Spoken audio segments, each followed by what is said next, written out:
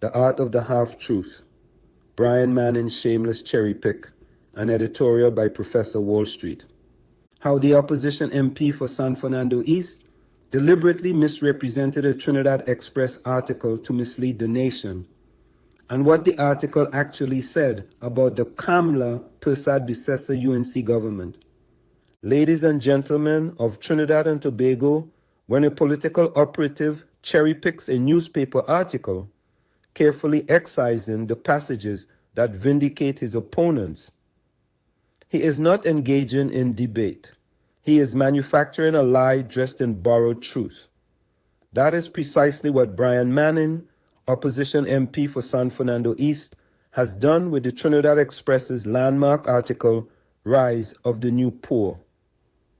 Tonight, WZYE-TV sets the record straight.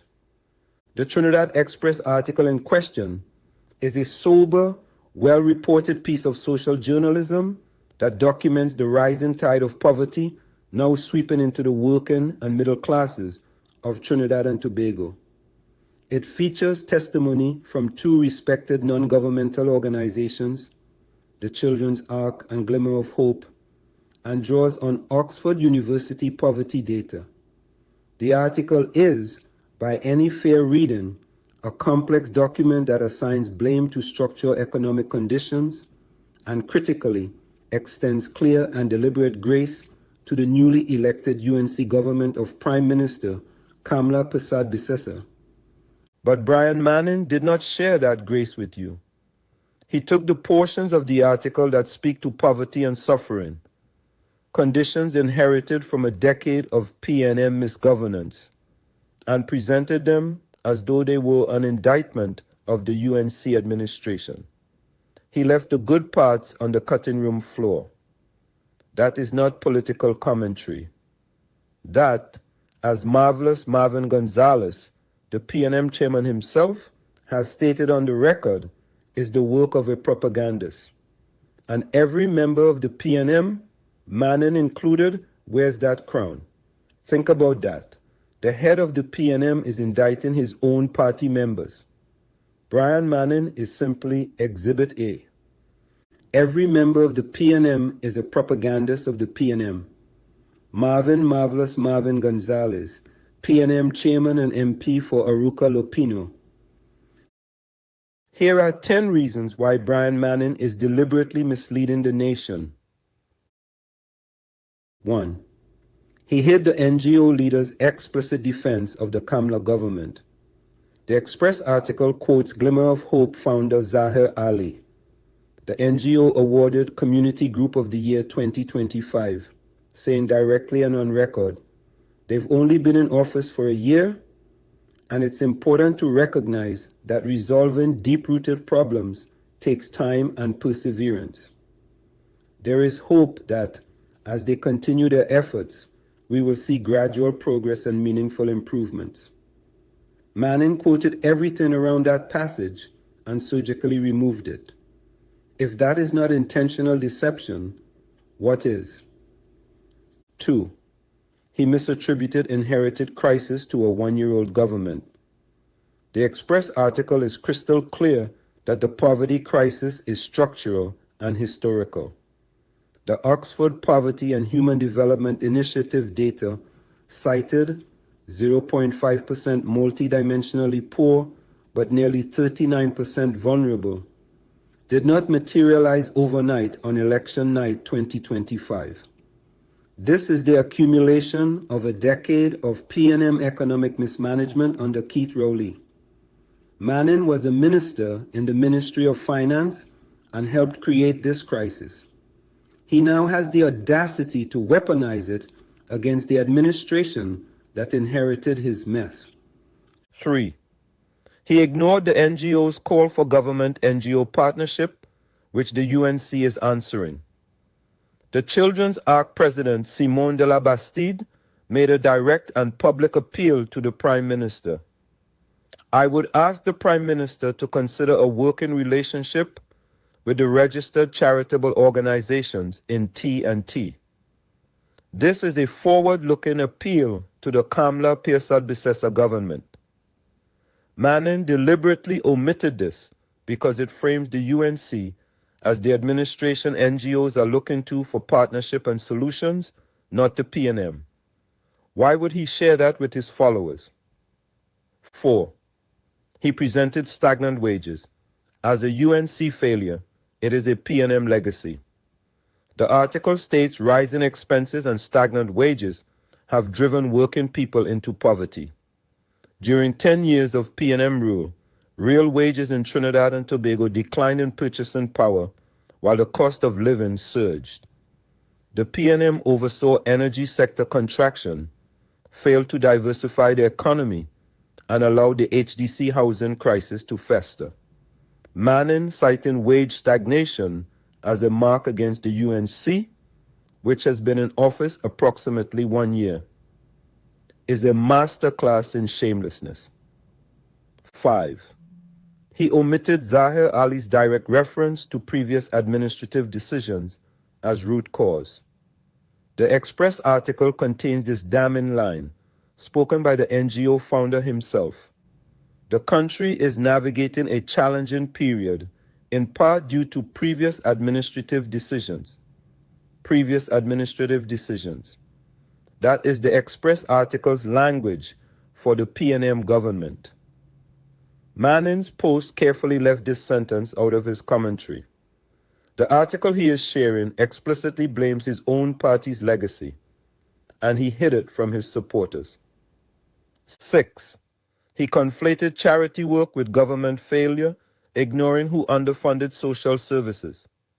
The article's haunting detail about a family of 8 receiving a container home from the Children's Ark is being weaponized by Manning as proof of UNC failure.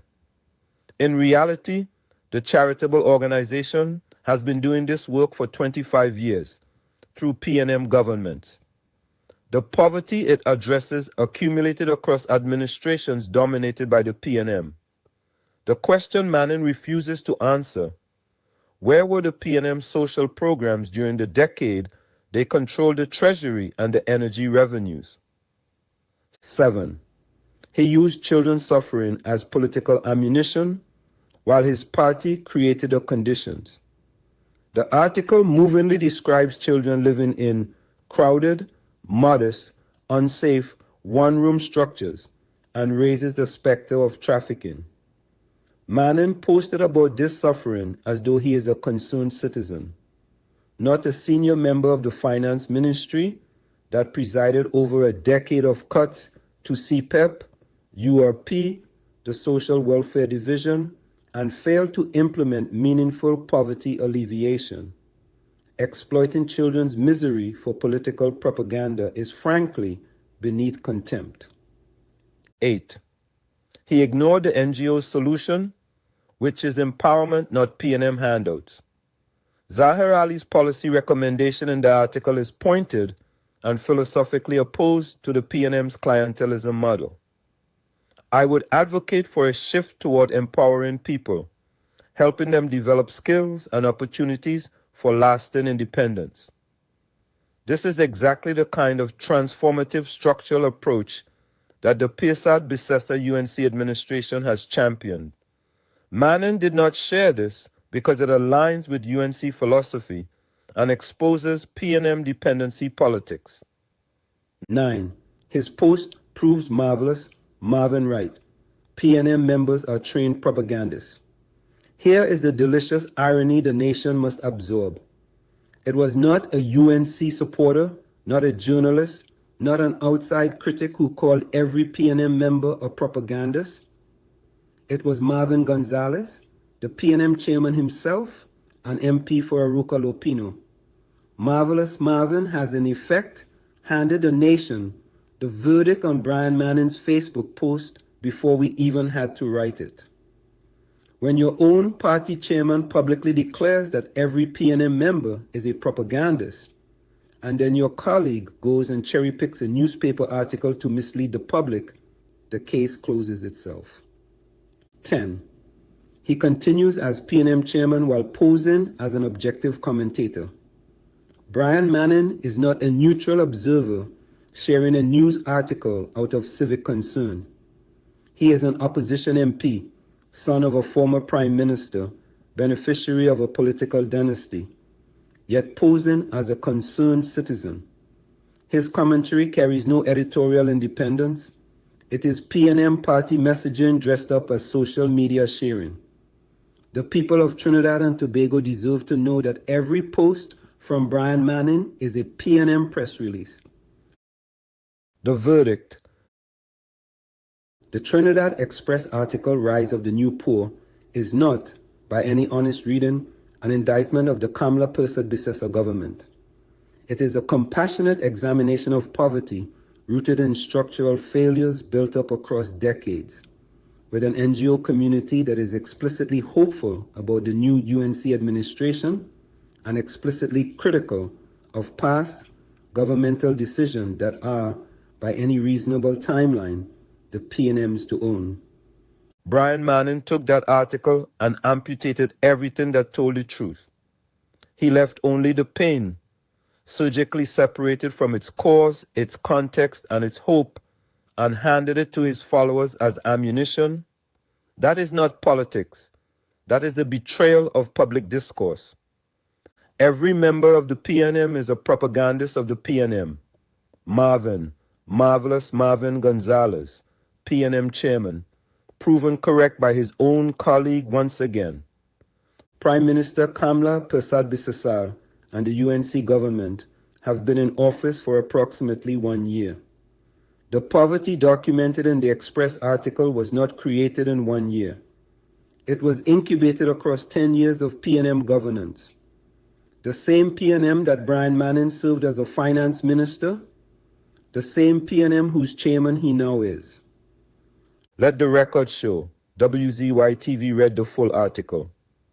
We read every paragraph, every quote, every sentence that Brian Manning hoped you would never see. And what we found was not a condemnation of Kamla. It was a community crying out for the empowerment, partnership, and hope that the UNC government has committed to delivering.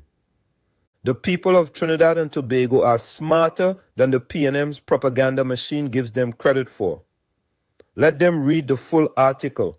Let them judge for themselves. And the next time Brian Manning puts his PNM chairman hat on and shares a news article on social media, read what he left out. That is always where the truth lives.